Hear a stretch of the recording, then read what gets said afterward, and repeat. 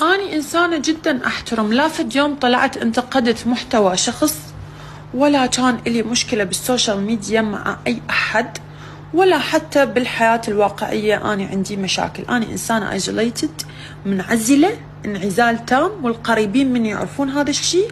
ما أختلط بأي أحد، ما أندق بأحد، وما أسوي مشاكل، لأنه لا أخلاقي هي ولا تربيتي ولا تعلمت هيك.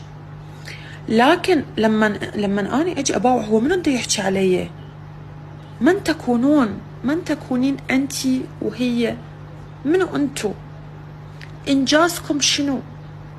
مهنتكم شنو؟ على قلبني أنا ممثلة، عندي مهنتي معروفة، لكن أنتو مهنتكم شنو؟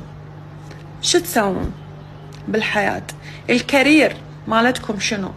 سوري، يمكن أنتي ما تعرفين يعني شنو الكارير. شغلك شنو؟ شو تسوين بالحياة؟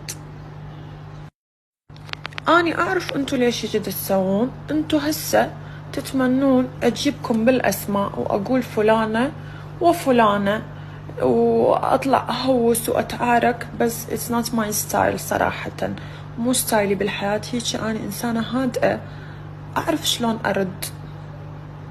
لا راح أذكر أسماء لأنه أنتو هذا اللي تريدوه، بس دا تركبون الموجة ودا تحجون حتى أرد عليكم، حتى أقول اسمكم، حتى اللي ما يعرفكم يعرفكم، حتى اللي انعرفتوا بيه بالحياة هي الشهيرة وليست شهرة. في فرق كبير بين الشهيرة والشهرة، إنه أنا أسوي شيء فاضح والناس تعرفني منه فأصير معروفة، وفرق بين إنسانة قدمت مسرح وقدمت